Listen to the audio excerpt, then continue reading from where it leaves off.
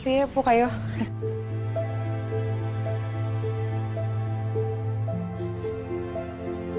Patsy, I'm so happy you're out of the hospital. Okay ka lang ba? Siyempre naman. Lalo na ngayon, pumayag ka na magpakasal kay Gerald. Hindi mo talaga matiis yung FF mo eh, no?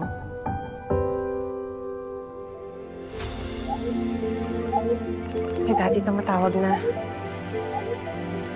Gerald, okay lang papakilala ko na siya. Okay lang? Sige, dito ka muna.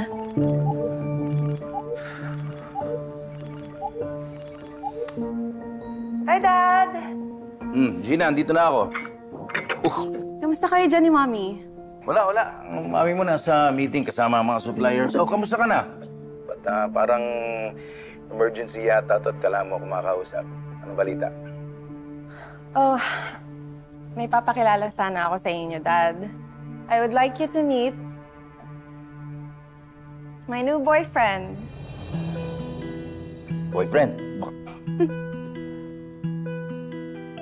Baka BFF lang yan. Boyfriend talaga. Yeah, I know, Dad. It just happened, you know.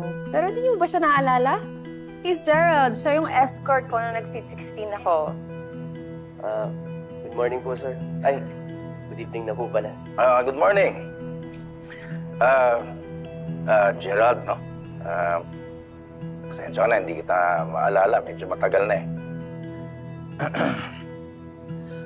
Alam mo ba kung bakit umuwi ng Pilipinas si Gina? Dad, it really just happened. Gina, paliwanag mo sa akin. O huwag mo na paliwanag sa akin. Paliwanag mo sa boyfriend mo. O kaya naitanong mo na ba, kaya hiwalay mo lang sa ex mo, tapos meron ka na ngayong boyfriend. Alam ba niya yun? Sir, nagpapasalamat nga po ako na binigyan po ng chance si Gina na makapasok sa buhay niya. Pinapangako ko po, hindi ko po sisirain yung tiwala niya sa akin.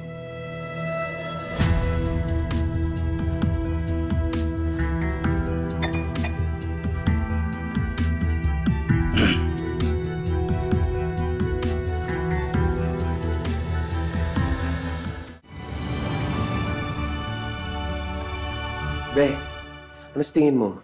Magugustuhan ba ako ng parents ni Gina nito? Meron pang doble, ayun yung suit. Oo naman, be. Pogi mo kaya. O basta, be, maging sweet ka kay Gina, O sige na, bye-bye na. Love you. Love you, love you. Love you. Gina, mas tingin mo, okay ba talaga itong suit ko? Magpalit na lang kaya ako, parang OA. Hindi. Okay yung suot mo. Sabi naman ni Betsy, pogi ka. Eto. Suotin mo na.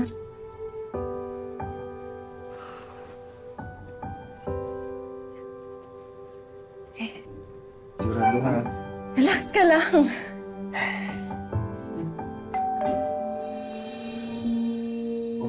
That's them. Basta ikaw na bahala sa akin ha. Kinakabahan talaga ako eh.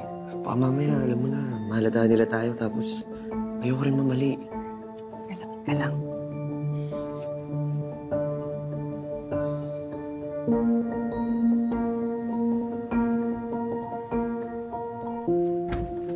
Hi, Mom! Finally! Okay. Sige na ako magsasara. Wow. Hey. Hello. Mom, Dad, see you, Gerald. Gerald, nice to meet you. Good evening po. Okay, finally, good evening. Gina, I thought that it would take you long before you could find someone new.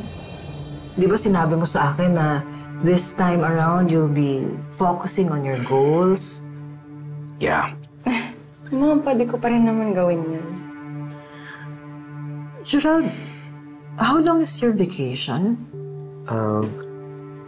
Mom, he's staying for good. Opo. Pero turista siya. You're a tourist, right? Huwag mo sasabihin sa akin na magti-TNT ka. That's not good. Baka ako pa munang magpa-deport sa'yo. Mom, Dad, he's staying for good because may balak na kami magpakasal.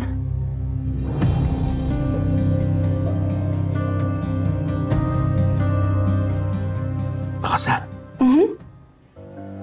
Pakasal agad.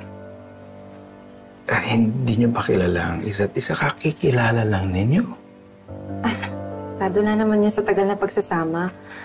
It's about how committed we are to each other, not about how long we've been together. Hindi naman doon nag-gauge ang isang relasyon. We all know that. Pero bakit nga kayo nagmamadali? I'm sorry, Gerald, if we're like this. Pero, let me be honest with you, ha? Itong anak namin, US citizen. And you're not. So ito ba ay magpapakasal ninyo para sa green card? No! No, Mom, of course not. Kasama yun siyempre, pero that's not the only reason why. Not the only reason. No. Nabuntis mo ba ang anak ko? Dad, I'm not pregnant, no.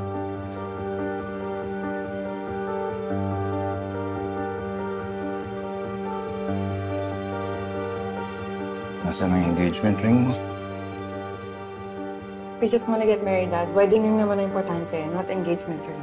Don't tell us na wala kang pambili. Ano na lang ang gagastusin ninyo ng anak ko? Paano yung kasal ninyo? Mom, maghahanap naman kami ng work. Right? Hanap tayo. Pwede naman siguro magsalita yung boyfriend mo. Gerald, paano mo binubuhay ang sarili mo? Paano mo bubuhayin si Gina kung magpapakasal kayo? Sinong matinong at may responsibilidad na lalaki na gagawa ng ganyang desisyon? Dad, please. Gina, paano ka nakakasiguro sa lalaking ito? Kung yung ex mo, ilang taong kayo nagsama, linoko ka pa rin niya.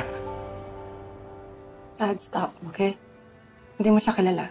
At pwede ko rin sigurong sabihin na hindi ninyo kilala ang isa't isa at this point. Kaya hindi ko pwedeng ibigay ang blessings ninyo magpakasal. Hindi ako papahig sa relasyon na to. Sir, mawalang galang na po. Hindi man po ako mayaman na tao. Pero gagawin ko po ang lahat para kay Gina. Alam ko po, mahirap po akong pagkatiwalaan ngayon, nagdududa po kayo sa akin. Pero sana naman po, bigyan niyo po ako ng pagkakataon para patunayan ko naman po yung sarili ko sa inyo.